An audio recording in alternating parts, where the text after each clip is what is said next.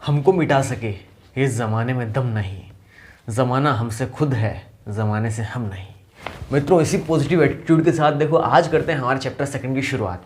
Class 12 physics के जो most important questions हैं इस साल के लिए बोर्ड एग्जाम के लिए, जो कि वेरी वेरी वेरी इंपॉर्टेंट है। 20 तारीख को आपका पहला ही एग्जाम फिजिक्स का होने वाला है और ऐसे में देखो आपको पहले एग्जाम के अंदर आपको झंडे बिल्कुल गाड़ने हैं, बिल्कुल आपको जो परचम है वो लहराना चाहिए। पिछले चैप्टर की हमने बात करी थी, चैप्टर हमारा जो फर्स्ट था विद्युत क्षेत्र और क्षेत्र रेखाओं के बारे में हमने देखो डिटेल से चर्चा करी थी। मैं कह रहा हूँ ये इंपॉर्टेंट क्वेश्चंस को आप कभी भी किसी भी हाल में मत छोड़ देना। इसके अलावा आप पढ़ना चाहो तो बिल्कुल आपको पढ़ना ही है, चाहिए पढ़ना ही, लेकिन ये जो इंपॉर्टेंट क्वेश्चंस है इनको you should not leave at any condition, किसी भी कंडीशन में आपको नहीं छोड़ना है। चैप्टर सेकंड हमारा जिसके कुछ इंपॉर्टेंट क्वेश्चन है वो ओपन करेंगे। अच्छा, आपके लिए एक अच्छी चीज़ बताऊं, जो आपका बोर्ड का ब्लूप्रिंट है आपके एग्जाम के लिए, उसके अकॉर्डिंग देखो मैंने आज क्वेश्चन जो है उनको डिजाइन किया है। आपसे चैप्टर जो सेकंड है, ध्यान रखना आपका जो सेकंड चैप्टर जिसके अंदर हम लोग विद्युत विभव और विभवांतर की बात करेंगे, ये टोटल आपका कुल मिला के 3 नंबर का चैप्टर है और 3 नंबर का चैप्टर से 3 ही क्वेश्चन आएंगे। इसका मतलब क्या हुआ, हर क्वेश्चन 1-1 नंबर का, यानी इस चैप्टर से इस बार आपके जो छोटे छोटे 1-1 नंबर के क्वेश्चन आते हैं वो आएंगे, जिनमें एक तो आएगा ऑब्जेक्टिव टाइप का क्वेश्चन और 2 आएंगे आपके अति लघुतरात्मक टाइप के प्रश्न। तो आपके लिए बड़ा इंपॉर्टेंट चैप्टर हो जाता है। ये 3 नंबर आपको किसी भी हाल में नहीं कटने चाहिए, कोई लंबा डेरिवेशन नहीं, कोई कुछ नहीं करना आपको, खाली 3 छोटे छोटे प्रश्न है जिनके बारे में आपको पता होना चाहिए और वो अपन देखो कितने आराम से कर लेंगे। इस चैप्टर से संभावना होती है हमेशा न्यूमेरिकल आने की। 1 नंबर के अंदर आपसे छोटा सा एक न्यूमेरिकल पूछा जा सकता है जिसकी भी अपन इसके अंदर चर्चा कर लेंगे। कोई बड़ा न्यूमेरिकल आपके इस चैप्टर से नहीं आने वाला, नहीं कोई बड़ा डेरिवेशन आपके इस चैप्टर से आएगा, लेकिन जो छोटी छोटी बातें उनको अपन किसी भी हाल में छोड़ नहीं सकते। ये जो आपके 3 नंबर रहने किसी भी हाल में नहीं कटने चाहिए, इसके लिए मैं पूरा प्रयास आपके लिए यहाँ पे करूंगा। डेफिनेटली आप जब इस वीडियो को एंड तक देखेंगे तो आप ये खुद समझ भी जाएंगे। देखो शुरुआत करते हैं हमारे चैप्टर सेकंड की। तो मैंने आपको देखो शुरुआत में ही कहा था पॉजिटिव एटीट्यूड के साथ आपको आगे बढ़ना पड़ेगा। ये जमाना ना ये हमको झुका नहीं सकता, इतना इसमें दम नहीं है, जमाना हमसे खुद है, हम जमाने से नहीं है। इस बात का ध्यान रखते हैं हम लोग चैप्टर को स्टार्ट करते हैं। देखो पहला क्वेश्चन कितना आसान सा प्रश्न मैंने आपसे पूछा है। ये जो है ना क्वेश्चन की पीडीएफ ये मैं आप लोगों को अवेलेबल भी करवा रहा हूँ। कहाँ पे, इस वीडियो के नीचे डिस्क्रिप्शन के अंदर जिस टेलीग्राम चैनल का लिंक दे रखा है ना, उसी टेलीग्राम चैनल को जाके आपको पहले तो देखो ज्वाइन करना है और उसके अंदर आपको मैंने इन चैप्टर्स की जो पीडीएफ है इंपॉर्टेंट क्वेश्चन की वो ऑलरेडी भेज दी है ना। तो आप आराम से उनको डाउनलोड करके उनको प्रिंट भी निकलवा सकते हो या फिर आप डायरेक्टली अगर मोबाइल से पढ़ना चाहो या लैपटॉप से पढ़ना चाहो तो उसको पढ़ भी सकते हो। फर्स्ट क्वेश्चन हमारा, विद्युत विभव तथा विभवांतर से आप क्या समझते हैं, इसका मात्रक भी पता हो। कितना आसान सा देखो प्रश्न आपसे पूछा, सुनना समझना बहुत ही आसान सी बात है। मैं कह रहा हूं कि मान लो सपोज करो अपने पास कोई एक आवेश है, ठीक है। सपोज करते हैं कि यहां पर एक आवेश अपने पास जिसका नाम है Q, ये रखा हुआ है। प्रत्येक आवेश के चारों ओर उसका क्या होगा, विद्युत क्षेत्र होगा। पिछले चैप्टर हम लोग डिटेल से पढ़ कर आ चुके। सपोज करते हैं एक बार के लिए कि इस आवेश के चारों ओर का जो विद्युत क्षेत्र वो कुछ इस प्रकार का है। अब मैं क्या कह रहा हूं, अनंत से एकदम दूर, दूर का मतलब क्या, बहुत ही दूर है, अनंत पे मान लो यहाँ पे एक आवेश है Q नोट जो कि रखा हुआ है। मैं कह रहा हूं, और ये आवेश कहां पर है, अनंत पर है। मैं कहता हूं अनंत से किसी एकांक परीक्षणी धनावेश को विद्युत क्षेत्र में स्थित किसी भी बिंदु तक लाने में किया गया कार्य, यानी मैं इसको देखो वहां से यहां तक उठा के लेके आऊं, लाने में किया गया कार्य, सपोज करते हैं लेट्स सपोज W जो है वो किया गया कार्य है, लाने में किया गया कार्य इस बिंदु पर विद्युत विभव कहलाता है। अब हम इसको फॉर्मूला के रूप में कैसे डालेंगे, देखो कितना आसान है। मैंने कहा यहां से यहां तक मैं आवेश को लेकर आया हूं, कितना काम करना पड़ा, W काम अपन को करना पड़ा। किसको लेकर आया, इस वाले आवेश को, इसका इसमें लगा दो भाग, यही क्या कहलाएगा मेरे प्यारे साथियों, विद्युत विभव कहलाएगा। कितना आसान सी परिभाषा बन गई। दोबारा सुनना, अनंत से किसी एकांक परीक्षणी धनावेश को विद्युत क्षेत्र में स्थित किसी बिंदु तक लाने में किया गया कार्य इस बिंदु पर विद्युत विभव कहलाता है। इससे आसान और क्या होगा, फिजिक्स के अंदर हम जिस फिजिक्स के बारे में जो धारणा बना के बैठे ना, फिजिक्स बहुत मुश्किल है, टफ है, कैसे होगी कैसे नहीं होगी, कुछ भी नहीं है, सब हवा है, एकदम आसान सा हवा नहीं हलवा है अपनी फिजिक्स को। देखो कितने आसानी से हम लोग याद कर सकते हैं। विभव का मात्रक बहुत आसानी से आप लोग बता सकते हो। ये तो आप क्लास 10th से बहुत मतलब पढ़ कर आप लोग इसके अंदर तो मास्टरी कर चुके हो। विभवांतर का मात्रक या विभव का मात्रक क्या होता है, वोल्ट होता है। कितनी आसान सी बात है। ये लो आपका इसका हो गया मात्रक। अच्छा, वोल्ट के अलावा अगर आपसे कोई मात्रक और पूछने जाए तो आप बड़े आराम से देखो यहाँ से कैलकुलेट भी कर सकते हो। कैसे, वोल्ट या ये है कार्य, कार्य का मात्रक होता है अपना जूल, वर्क का जो आपके मैं बात करूं यूनिट क्या होती है, जूल होती है। और नीचे क्या है, आवेश है, तो आवेश का मात्रक होता है कूलाम, तो जूल प्रति कूलाम, जूल पर कूलाम भी आपके विभव का मात्रक होता है। इसी प्रश्न में मैंने आपसे विभवांतर के बारे में भी पूछा है, तो कितना आसान सा, ये आपका देखो विद्युत क्षेत्र है। मैंने अभी आपको जो परिभाषा बताई तो उसके अंदर आपको एक वर्ड पे जोर देकर कहा था कि इस बिंदु पर विद्युत विभव कहलाता है। इसका मतलब ये हुआ कि इस विद्युत क्षेत्र के प्रत्येक बिंदु का विभव भी क्या होगा, अलग अलग होगा। डेफिनेट सी बात है। सपोज करते हैं एक बिंदु है यहाँ पे ए, एक बिंदु है यहाँ पे बी, दोनों का विभव अलग अलग होगा।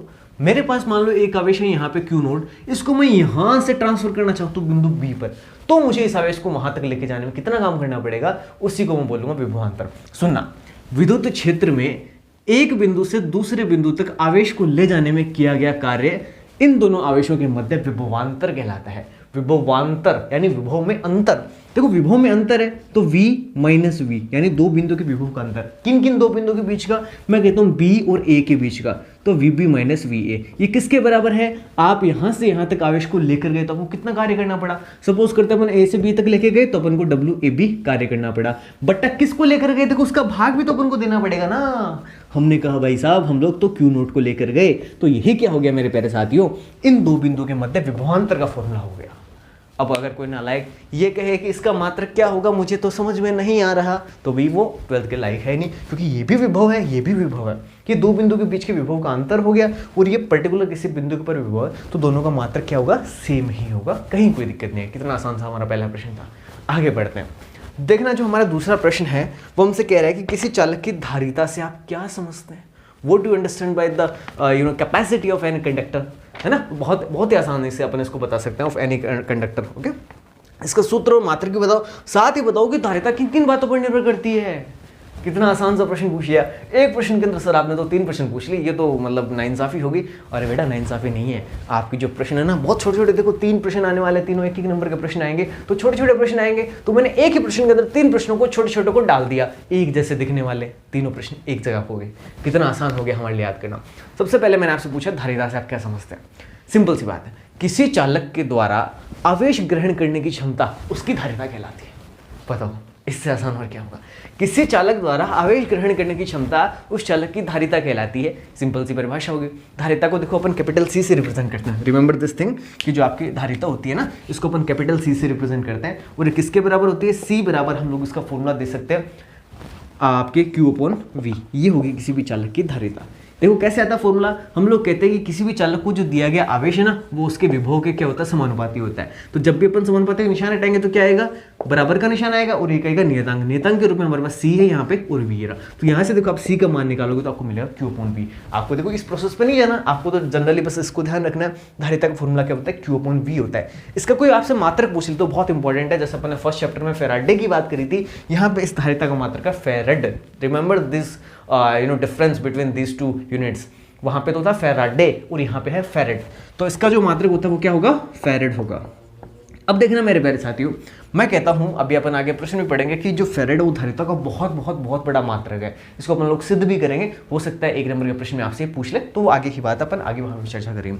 फेरेड के अलावा अगर मैं आपसे कोई मात्रक पूछूं तो आप मुझे यहाँ से बड़े आराम से बता सकते हो कि सर आवेश का मात्रक कूलाम होता है और विभव का मात्रक वोल्ट होता है। ये लोग कितना आसानी से अपन लोग इसका मात्रक भी बता सकते हैं। तो वहां पर अगर परीक्षा में अपन से धारिता का मात्रक पूछे और हमें ये धारिता का ये वाला मात्रक याद नहीं भी आए ना, या फिर कंफ्यूजन हो जाए कि फेरेड होगा कि फेराडे होगा, तो मैं कह रहा हूँ निसंकोच आंख बंद करके ये तो आप निकाल ही सकते हो, ये लिख देना कूलाम प्रति वोल्ट। इससे आपका काम बन जाएगा। आपको उसका मात्रक बताना था, मात्रक आपने बता दिया। अब भले वो ये बताओ वो ये बताओ, पर्टिकुलरली उसने ऐसा कहना नहीं है कि आप ये वाला बताओ फेरेड ही बताओ, है ना। ऐसे लिखे तो फिर गड़बड़ हो जाएगी ना। आगे चलते हैं। इसी प्रश्न में देखो मैंने आपसे पूछा, सूत्र और मात्रक अपन ने बता दिया, धारिता किन बातों पर निर्भर करती है, ये भी मैंने आपसे इस प्रश्न में पूछा है। बहुत आसान है। देखो असल में संधारित्र जो होता है ना, उसके अंदर 2 समांतर प्लेटें होती है। वो अगर समांतर प्लेट संधारित्र है तो, अदरवाइज नहीं भी है तो भी उसके अंदर देखो 2 प्लेटें तो होती है। हम कहते हैं धारिता किन किन बातों पर डिपेंड करते हुए, तो हमने कहा कि दोनों जो चालक प्लेटें हैं उनके मध्य दूरी पर निर्भर करती है, दोनों चालक प्लेटों के क्षेत्रफल पर निर्भर करती है, दोनों चालक प्लेटों के मध्य भरे हुए माध्यम पर निर्भर करती है, दोनों चालक प्लेटों के पास या उस संधारित्र के पास रखे किसी अन्य चालक पर भी निर्भर करती है। अब चूंकि आपसे 1 नंबर से बड़ा प्रश्न आना नहीं है, तो 1 नंबर वाले प्रश्न के अंदर आपसे मान लो कि कोई भी 2 प्रॉपर्टी पूछ लेंगे और आपको 4 लिख के आ जाना। भी अगर आपको यूँ लगे कि समय हमारे पास बच रहा है तो आप 4 प्रॉपर्टी लिख देना, क्या दिक्कत है। सो मैंने आपको 4 प्रॉपर्टी बता दी। हो गया हमारा दूसरा प्रश्न भी। देखना हमारा तीसरा प्रश्न, देखना कितना आसान सा प्रश्न है कि किसी गोली चालक की धारिता ज्ञात कर दो। अब आपको कहोगे सर ये तो छोटा सा डेरिवेशन हो गया। हाँ बिल्कुल, मैंने कहा छोटा सा डेरिवेशन हो गया। हो सकता है 1 नंबर वाले प्रश्न के अंदर आपसे ये प्रश्न पूछ ले, है ना। तो अपन इसको करेंगे, पढ़ेंगे, समझेंगे और जानेंगे। हमने कहा या हमने पूछा कि गोले चालक की धारिता आप ज्ञात कर दो। तो देखो कैसे ज्ञात करेंगे। मान लो कि ये अपने पास एक गोलीय चालक है यहाँ पे, ठीक है, सपोज करना, बहुत आसान से, बहुत आसानी से समझ में भी आएगा। ये इस गोलीय चालक का केंद्र है, मान लेता हूँ इस गोलीय चालक की जो त्रिज्या है वो कितनी है, कैपिटल आर है। मैं कह रहा हूँ कि इस गोलीय चालक पर पहले से क्यू आवेश है, प्लस की क्यू आवेश है, तो मान लो मैंने इसको धनावेश क्यू से आवेशित कर रखा है, तो इस गोले के ऊपर कैसा चार्ज है, प्लस क्यू आवेश है, ये लो। मैं कहता हूं कि इस समय इस गोले का जो विभव है ना, उस विभव का मान है v। इस गोले का विभव कितना है, इस समय इस गोले का विभव है v। अब सुनना, मेरी बात को समझना। मैं कहता हूं पहले से तो चलो क्यू आवेश इसके पास है, लेकिन मैं थोड़ा दातार किस्म का व्यक्ति हूं, तो मैं चाहता हूं इसको डी क्यू आवेश थोड़े से और दे दूं, थोड़ी सी आवेश और दूंगा। कितने और दूंगा, मैं कह रहा हूं उसको मैं डी क्यू आवेश और दूंगा। तो देखना मेरे प्यारे साथियों, यदि मैं इस चालक गोले को डी क्यू आवेश और दूंगा तो मुझे इसके लिए कुछ ना कुछ कार्य करना पड़ेगा, और ये जो किया गया कार्य है ना मेरे प्यारे साथियों, यही क्या होगा, इस गोले की स्थिति जुड़े के रूप में संचित होगा, जिसकी चर्चा अपन आगे करेंगे, है ना। फिलहाल अपन लोग इसकी बात करें, गोले चालक की अपन को धारिता ज्ञात करनी है। तो आपसे अगर मैं पूछूं कि ये जो गोला है, इसके जो आपके बाहरी पृष्ठ है या गोले की जो सरफेस है बाहर वाली, इसके ऊपर विभव का मान कितना होगा, तो मेरे प्यारे साथी आप सभी बहुत आसानी से बता सकते हो, v बराबर क्या होगा, के क्यू बटा आर। ये विभव का फॉर्मूला होता, हम लोगों ने पढ़ा था। तो ये तो अपने पास विभव की बात आ गई, लेकिन हमें बात तो किसकी करनी है प्रश्न के अंदर, धारिता की। मेरे प्यारे साथियों देखो, धारिता का सूत्र हम लोगों ने पहले भी निकाल रखा है। तो देखो C बराबर में यदि आपसे पूछूं तो होता है Q अपॉन V, और Q तो ऊपर पड़ा रहेगा, कोई समस्या नहीं है। V का मान तो अपने पास समीकरण नंबर 1 में है ना, क्यों ना अपन ये मान रख दे वहां पे। देखना मैं नीचे मान रख रहा हूँ KQ, बट्टा में आ रहा है तो पलट के ऊपर चला जाएगा, तो बट्टा के बट्टा वाला ऊपर आ गया। अब देखो Q से तो मैंने काट दिया Q को, ये जा भाई तू तो अपने नानी के जा। अब देखो C बराबर मेरे पास क्या बचा, 1 अपॉन K, और ऊपर क्या बच गया, गुणा में है R। मेरे प्यारे साथियों पहले चैप्टर के अंदर हम लोगों ने पढ़ा है K का मान होता है 1/4 पाई एप्सिलॉन नॉट। क्यों ना मैं इसको पलट दूं तो ये तो चला जाएगी राशि ऊपर, और ये जो K था ये 1/K बन जाएगा। देखो हमारे पास 1/K यहाँ पे, यानी 1/K की जगह मैं क्या लिख सकता हूँ, 4 पाई एप्सिलॉन नॉट लिख सकता हूँ। देखना मेरे प्यारे साथियों, 4 पाई एप्सिलॉन नॉट, और R अपने पास पहले से गुणा में था। ये रहा, किसी भी गोलीय चालक के कारण उसकी जो धारिता होती है वो कितनी होती है, इतनी होती है। सर ये तो बहुत छोटा सा 1 नंबर में आ सकता है, बिल्कुल आ सकता है, इसीलिए तो मैंने आपको करवाया। 1 नंबर के प्रश्न में आपसे पूछा जा सकता है, या हो सकता है कि जो आपके ऑब्जेक्टिव टाइप के क्वेश्चन आएंगे उसके अंदर सीधा सीधा आपसे एबीसीडी के अंदर ये फॉर्मूला 4 ऑप्शन में से दे देंगे और पूछ लें किसी गोलीय चालक की धारिता निम्न में से निम्न सूत्र द्वारा व्यक्त की जाती है, तो अपना वहां पे ये प्रश्न हो सकता है। बहुत ही आसान सा है। अब अगर किसी नालायक ने कह दिया ना कि सर इसका मात्रक तो आपने बताया नहीं, तो मैं उसको मतलब ऑनलाइन ही कूटूंगा। नालायक को ये क्या है, धारिता है। देखो धारिता का मात्रक फेरेड होता है या कूलम प्रति वोल्ट होता है, तो ये भी तो धारिता ही तो है, उतने मात्रक इसका होगा। सिंपल सी बात। आगे चलते हैं, देखना चौथा प्रश्न हमसे कह रहा है समझाइए कि फेरेड धारिता का बहुत बड़ा मात्रक है। देखो कितना अच्छा प्रश्न आपने से पूछा। मैंने आपको अभी थोड़ी देर पहले बताया भी था कि हम लोग सिद्ध करेंगे कि फेरेड जो है वो धारिता का बहुत बड़ा मात्रक है। तो मेरे प्यारे साथियों एक बात मुझे बताओ, हम किस गोले पे रहते हैं? पीके मूवी देखने के बाद तो शायद कोई कंफ्यूज हो गई नहीं, हम सभी रहते हैं मंगल पे। नालायक को कान पे नहीं दूं तुम्हारे, है ना, पृथ्वी पे रहते हैं। देखो हम सभी रहते हैं पृथ्वी के ऊपर। क्या पृथ्वी पर पृथ्वी से बड़ा कोई एक चालक ऐसा बनाना संभव है जिसको कि हम लोग परिपथ के अंदर यूज कर सकें? नहीं संभव है। यानी पृथ्वी पर पृथ्वी से बड़े किसी चालक की अपन कल्पना तो कर सकते हैं, बट वास्तविकता में इतना बड़ा हम लोग चालक बनाएंगे नहीं, क्योंकि अगर इतना बड़ा चालक बनाएंगे तो उसको मुझे नहीं लगता कि इतनी एनर्जी हम लोग सेव करेंगे या सेव करना चाहेंगे। और मान लो अगर सपोज करो बना भी लिया आपने पृथ्वी के जितने द्रव्यमान वाला या पृथ्वी जितने सरफेस एरिया वाला कोई चालक, तो उसके अंदर कितना चार्ज आप लोग कलेक्ट कर पाओगे, उसको देखो हम लोग देखते हैं। तो मैंने देखो क्या किया कि मुझे ये सिद्ध करना है कि फेरेड धारिता का बहुत बड़ा मात्रक होता है। तो मैं इसके लिए मानो कि एक बार के लिए मान के लेते हैं पृथ्वी कितनी बड़ी है तो इसकी धारिता कितनी होगी वो अपन निकाल लेंगे, फिर अपन उससे लगभग एक मोटा मोटा अंदाजा तो लगा ही लेंगे। अपन ने कहा चलो भाई ठीक है निकालते हैं। तो मुझे ये पता है कि ये गोलीय चालक की धारिता होती है, और पृथ्वी खुद भी कैसी है, गोलीय है, गोलीय उसकी संरचना होती है। तो अब मैं देखो पृथ्वी की धारिता ज्ञात करने जा रहा हूं। C का फॉर्मूला मेरे पास पड़ा है, C बराबर 4 पाई का मान कितना होता है 3.14 में लिख सकता हूं इंटू एप्सिलॉन नॉट का मान आप देखो सभी जानते हो कितना होता है 8.85 इंटू 10⁻⁻12 कूलम स्क्वायर पर न्यूटन मीटर स्क्वायर। और R क्या है, त्रिज्या। अब अपन देखो पृथ्वी की बात करें तो पृथ्वी एक गोलीय चालक या गोला की तरह अपन मान सकते हैं इसको। तो R यानी त्रिज्या का मान पृथ्वी के लिए कितना होगा मेरे प्यारे साथियों, ये मान होगा 6.4 इंटू 10⁻⁻6। सॉरी माइनस नहीं रे, प्लस का 6, माइनस में थोड़ी जा रहे अपन, माइक्रोमीटर में थोड़ी जा रहे अपन, तो मेगा जा रहे हैं। तो देखो ये सारे मान अपन ने रख दिए। जब आप ये सभी के सभी मान लिख कर रख कर सोल्व इसको करेंगे तब आपको मेरे प्यारे साथियों ये प्राप्त होगा C का मान 711 माइक्रोफैरेड। एक बार देखना गौर से मेरे प्यारे साथियों, पृथ्वी की जो धारिता वो कितनी हमें प्राप्त हुई है, 711 माइक्रोफेरेड के अंदर। माइक्रो का मतलब होता है 10 की घात -6।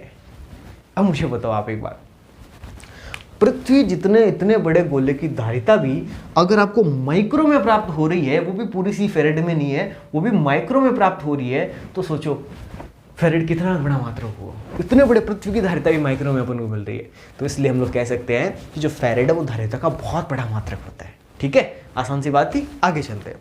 अगला देखना मेरे प्यारे साथियों, आपसे प्रश्न ये पूछा जाता है, संधारित्रों का संयोजन क्यों किया जाता है? किसी परिपथ में अधिक धारिता प्राप्त करने के लिए आप किस प्रकार का संयोजन करेंगे? आसान सा प्रश्न।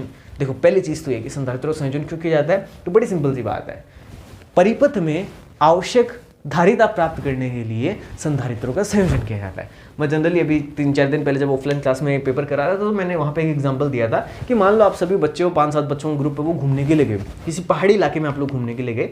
सेल्फी लेता लेता आपका कोई साथी है वो पास वाली खाई के अंदर गिर गया। खाई ज़्यादा गहरी नहीं थी, इतनी थी कि हाँ आप उसको बचा सकते थे, लेकिन अगर आपके पास रस्सी हो तो, अब रस्सी तो वहाँ पे कौन लेके जाता साथ में, किसी को उम्मीद थोड़ी थी कि हम गिर जाएंगे वहाँ पे। तो उनमें से किसी एक के मन में ख्याल आया कि क्यों ना हम सभी अपनी अपनी जो शर्ट है वो निकालें और सभी शर्ट को एक दूसरे के साथ जोड़ते हुए एक लंबी रस्सी का रूप उसको दे दें और उसको नीचे डालकर अपने मित्र की जान को बचा लें या उसको अपने साथ लेके चले जाए, उसका रेस्क्यू ऑपरेशन चला लें। तो अपन ने क्या किया, अपन को एक लंबी रस्सी की वहाँ पे जरूरत थी, अपने सबके पास छोटी छोटी शर्ट्स थी जिनको अपन ने आपस में बाइंड किया और बाइंड करने के बाद अपन ने उसको एक बड़ी रस्सी का रूप दे दिया। इस प्रकार से हमने वहाँ पे क्या किया, कपड़ों का संयोजन करके एक बड़ी रस्सी का निर्माण कर लिया। सेम इसी प्रकार से हम लोग बात करते हैं संधारित्रों का संयोजन क्यों करते हैं। तो मान लो अपने पास कुछ संधारित्र जिनकी धारिता का मान कुछ कम है, अपन को परिपथ में कुछ ज्यादा धारिता वाले संधारित्र की जरूरत है। अपन क्या करेंगे, जो अपने पास छोटी छोटी धारिता वाले संधारित्र हैं, जो छोटे संधारित्र है, उनको अपन आपस में इस प्रकार से जोड़कर वो जो अपनी वांछित धारिता है ना उसको प्राप्त कर सकते हैं। तो जो कितनी सिंपल सी परिभाषा होगी या कितनी सिंपल सी बात होगी, संधारित्रों का संयोजन क्यों करते हैं, परिपथ में वांछित धारिता प्राप्त करने के लिए संधारित्रों का संयोजन किया जाता है। कितनी सिंपल सी बात। इसी प्रश्न में आपसे पूछा, परिपथ में अधिक धारिता प्राप्त करने के लिए आप किस प्रकार का संयोजन करेंगे। ये तो बच्चों देखो आपको नींद में उठा के अगर पूछ ले तो आपको पता होना चाहिए, अगर आपको परिपथ में अधिक धारिता प्राप्त करनी है तब तो आपको जो आपके संधारित्र है इनका समांतर क्रम संयोजन करना पड़ेगा। रिमेंबर दिस थिंग, अगर आपको धारिता ज्यादा चाहिए ना तब तो आपको संधारित्रों का समांतर क्रम संयोजन करना पड़ेगा, और अगर आपको धारिता कम चाहिए तब आपको संधारित्रों का श्रेणी क्रम संयोजन करना पड़ेगा। अब बच्चे कई बार कंफ्यूज क्यों होते हैं, इस चैप्टर में तो हम लोग बात करते हैं संधारित्रों की और अगले चैप्टर में 3rd चैप्टर के अंदर हम लोग बात करते हैं प्रतिरोधों की। तो ये आपस में उल्टा है, अगर आपको अधिक प्रतिरोध चाहिए तब तो आपको श्रेणी क्रम संयोजन करना पड़ेगा, लेकिन अगर आपको अधिक धारिता चाहिए तब आपको समांतर क्रम संयोजन करना पड़ेगा। तो इस बात को आप देखो जरूर ध्यान रखें, एग्जामिनर को भी ये इस बात का पता है, अंदाजा है कि बच्चे यहाँ पे गलती कर सकते हैं, तो एग्जामिनर यही प्रश्न उठाएगा कि संधारित्रों में अगर आपको अधिक धारिता प्राप्त करनी तो आप कैसा संयोजन करोगे। तब आपको आंख बंद करके भी अगर कोई पूछ ले, आंख आपकी बंद हो तब भी अगर आपसे कोई पूछ ले, तब भी आप देखो बिना हिचकिचाए सीधे तौर पे बताओगे समांतर क्रम संयोजन करना पड़ेगा। आगे चलते हैं, अगला हमारा देखना 7वां प्रश्न आ गया। 7वां प्रश्न हमसे कहता है 9 पिकोफेरेड धारिता के 3 संधारित्र जो श्रेणी क्रम में जोड़े गए इनकी तुल्य धारिता ज्ञात कर दो। ये प्रश्न शायद ही आए, 1 नंबर के अंदर ये प्रश्न नहीं आ सकता। ये हालांकि पेपर मैंने थोड़ा पहले बना लिया था, ब्लूप्रिंट मैंने आज देखा है इसका, तो इसलिए मैंने इसको इसके अंदर कंसिडर रखा है अभी तक। बाकी बहुत आसान सा है, आप सभी जानते हो समांतर क्रम संयोजन का जो तुल्य धारिता होती है उसका फॉर्मूला आप सबको पता होना चाहिए। हो सकता है आपसे फॉर्मूला पूछ ले तो अपन ये न्यूमेरिकल भी कर लेते हैं साथ में और वो फॉर्मूला भी देख लेते हैं। ठीक है, तो थोड़ा सा बोर्ड पे मेरे को स्पेस चाहिए तो मैं इसको साफ कर देता हूं। अभी देखना, हम लोग बात कर रहे हैं समांतर क्रम संयोजन की तुल्य धारिता। देखो अपन सभी जानते हैं एक बात कि 1/c = 1/c1 + 1/c2 ये होती है समांतर क्रम संयोजन की तुल्य धारिता। और अपने पास 3 संधारित्र 1/c3 करते हैं, कोई दिक्कत नहीं इसमें। सभी संधारित्र 9 पिकोफेरेड की धारिता के, तो देखो अपन सबका मान रखते हैं 1/9 + 1/9 + 1/9। ठीक है, अब देखो सिंपल सी कैलकुलेशन है, जब इन सब के जो आपके डिनोमिनेटर है वो सेम हो तो ऊपर अपन इसको कर सकते हैं 3/9, फिर अपन इसको काटेंगे तो काटने के बाद अपने पास बचेगा 1/3। अपन को चीज सी की वैल्यू, तो सी की वैल्यू अपन को मिल जाएगी 3 पिकोफेरेड। देखो पिको के अंदर क्यों है, क्योंकि अपन को जो धारिता दे रखी थी क्वेश्चन के अंदर वो भी पिकोफेरेड के अंदर थी, तो यहाँ पे भी अपन को पिकोफेरेड इसका मात्रक लगाना जरूरी होगा। तो ये हमने क्या किया, समांतर क्रम संयोजन के अंदर जो तुल्य धारिता, सॉरी अपन को ये प्रश्न समांतर क्रम में पूछा था क्या, 3 संधारित्र श्रेणी क्रम में, सॉरी श्रेणी क्रम के बारे में पूछा था, क्योंकि श्रेणी क्रम संयोजन ही है। मैंने देखा कि समांतर क्रम में अपन से पूछा होगा और अपन ने लगा दिया गलती से। एकदम से सही बात है, अपन को यहाँ पे पूछा कि तीन संधारित्र 9 पिकोफैरेड के, इनको श्रेणी क्रम में जोड़ा गया है। तो ध्यान रखना हमेशा श्रेणी क्रम संयोजन का जो तुल्य प्रतिरोध होता है वो कितना होता है 1/C = 1/C1 + 1/C2 + 1/C3 + dash dash dash dash 1/Cn, है ना। इस तरह से ये फॉर्मूला होता है श्रेणी क्रम संयोजन का। तो इस प्रकार हम लोग निकाल सकते हैं। आगे बात करें, अगला देखना हमारा जो प्रश्न है, ये अच्छा प्रश्न है, हो सकता है पूछ ले। हालांकि 1 नंबर के लायक तो है नहीं, ये कम से कम 2 नंबर का प्रश्न तो होना चाहिए था, बट स्टिल मैं इसको इंक्लूड कर रहा हूँ हमारे जो इंपॉर्टेंट क्वेश्चन हैं इनके अंदर, तो आप लोग इसको कंसिडर जरूर करें। देखो आपसे प्रश्न ये पूछा है इसके अंदर कि किसी आवेशित संधारित्र के समांतर प्लेट संधारित्र की धारिता का सूत्र व्युत्पत्ति करें और उसकी प्लेटों के मध्य के परावर्तनांक का कोई माध्यम भरा हो, तब क्या होगा, है ना। जब उसकी प्लेटों के मध्य के परावर्तनांक का माध्यम भरा होगा, तो चूंकि अपने से जो प्रश्न आएगा वो 1 नंबर का पूछेंगे, तो हमें क्या ध्यान रखना है, इसके अंदर जो फॉर्मूले आते हैं वो ध्यान में रखना है। यानी अगर समांतर प्लेट संधारित्र की हम लोग बात करें तो समांतर प्लेट संधारित्र की जो धारिता है वो क्या होगी, और अगर उन प्लेटों के मध्य पहले तो निर्वात हो तब क्या होगी, और उसके बाद अगर अपन ने मान लो कोई के परावर्तनांक को माध्यम बढ़ दिया, तब उस कंडीशन के अंदर उस समांतर प्लेट संधारित्र की धारिता क्या होगी। तो ये दोनों के फॉर्मूले अपन को पता होना चाहिए। बहुत ही आसान सा है, देखो इसको ध्यान रखना आप लोग। ये कोई समांतर प्लेट संधारित्र है, ठीक है, जिसकी प्लेट पर इस पर प्लस मान लो अंदर की तरफ और इस पे है माइनस। अब मान लो दोनों एक दूसरे से d दूरी पे रखे हुए, ठीक है। तो ध्यान रखना धारिता का सीधा फॉर्मूला आपको ध्यान में जो रखना है वो ये होगा, C = A ε0, एक ही बात है वैसे तो, आगे पीछे कुछ फर्क नहीं पड़ता, D। ये क्या है, समांतर प्लेट संधारित्र की धारिता का सूत्र है। अगर इन दोनों प्लेटों के मध्य हवा या निर्वात हो, तो यानी कोई माध्यम नहीं भरा हो, तो उस कंडीशन में तो आपकी जो धारिता का फॉर्मूला होता है वो होगा A ε0/d। सपोज करो अगर मैं इन दोनों चालक प्लेटों के मध्य कोई के परावर्तनांक का माध्यम भर देता हूँ, ये देखो कोई के परावर्तनांक का मैंने माध्यम भर दिया, इस कंडीशन में इस फॉर्मूले के अंदर देखो क्या बदलाव आएगा। मैं इसी फॉर्मूले को यहाँ पे लिखता हूँ, Cm। m का मतलब क्या है, मैंने कोई माध्यम रख दिया, अंदर मीडियम आ गया, तो उस केस में हमारा यही फॉर्मूला क्या बन जाएगा, K A ε0/d। यानी अपन ने चेंज क्या किया है, खाली और खाली जो हमने माध्यम भरा ना उस माध्यम के परावैद्युतांक से अपन ने इसको गुणा कर दिया, बाकी सेम टू सेम फॉर्मूला। तो आपको ये बात ध्यान रखनी है कि अगर कोई हमारे पास समांतर प्लेट संधारित्र है तो उसकी चालक प्लेटों के मध्य जो धारिता होगी, उस समांतर प्लेट संधारित्र की धारिता क्या होगी, हम कहते हैं A ε0/d होगी, जब उसके अंदर हवा या निर्वात माध्यम नहीं भरा हुआ। अगर कोई माध्यम भर दिया तो सिंपली अपन को उसको माध्यम से गुणा कर देना, बहुत ही आसान सी बात है। आगे बढ़ते हैं मेरे प्यारे साथियों। अगला देखना हमारा जो प्रश्न है वो आपसे ये पूछ रहा है वन डे ग्राफ जनित्र क्या है। देखो वन डे ग्राफ जनित्र वास्तव में क्या होता है, एक उच्च विभव उत्पन्न करने की युक्ति होती है जिसके जरिए हम लोग आवेशित कणों को त्वरित कर सकते हैं। और आपसे जो प्रश्न इससे पूछा जा सकता है वो क्या होगा कि वन डे ग्राफ जनित्र के अंदर उत्पन्न जो विभव है उस विभव का मान कितना होगा या विभवांतर का मान कितना होता है। तो यही इससे इंपॉर्टेंट प्रश्न बनता है आपके लिए, क्योंकि अब एक नंबर के प्रश्न आने, तो उसके लिए आपको ध्यान रखना है 3 × 10⁶ वोल्ट, ये इतना विभवांतर वन डे ग्राफ जनित्र से उत्पन्न हो सकता है। तो मित्रों ये थी हमारा चैप्टर जो सेकंड है, उसके बारे में कुछ इंपॉर्टेंट क्वेश्चंस जिनके अपन ने करी है चर्चा। उम्मीद करता हूँ कि जो आपके तीनों प्रश्न हैं इस चैप्टर से आने वाले वो तीनों अपने इन्हीं 9 क्वेश्चन के अंदर से जो अपन ने पढ़े हैं ना, 8-9 जो क्वेश्चन भी अपन ने पढ़े हैं, 10 क्वेश्चन हमने पढ़े हैं, तो के अंदर से ही आपको सब कुछ मिल जाएगा। क्योंकि देखो बड़ी खोजबीन करने के बाद ही ये प्रश्न मैंने आप लोगों के लिए तैयार किए और पूरी मुझे उम्मीद है कि आपको यहाँ से 100% सफलता जो है वो देखने को मिलेगी। तो आप लोग निसंकोच इन प्रश्नों को तो हर हाल में देखो तैयार करिए, इनको आप बिल्कुल भी न छोड़ें। अगर आप चाहते हैं कि आपकी तैयारी पहले से अच्छी थी, ठीक है, और अब आप केवल रिवीजन के लिए अपनी तैयारी को धार देने के लिए अगर रिवीजन करें तो मैं आपको रिकमेंड करूंगा एक शेखावाटी मिशन 100 नाम से बुक आती है, जिसके अंदर कुछ जो गवर्नमेंट टीचर्स हैं उन्होंने मिलकर उस पूरी बुक को डिज़ाइन किया होता है। तो उसमें भी बहुत सारे इंपॉर्टेंट क्वेश्चन जो है खाली उनका संकलन होता है, जिनके अंदर आपको ऑब्जेक्टिव टाइप के क्वेश्चन भी, आपको जो रिक्त स्थान वाले प्रश्न है वो भी देखने को मिलेंगे, अति लघुतरात्मक, लघुतरात्मक और निबंधात्मक आपके ब्लूप्रिंट के ऊपर आधारित पूरी वो एक बुकलेट मिलती है।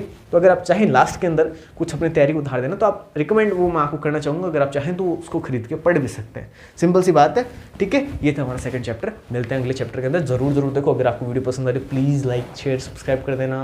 आप सभी के फायदे के लिए काम कर रहा हूँ, थोड़ा मेरा भी फायदा कर देना, ठीक है। चलो मिलते हैं अगली वीडियो में।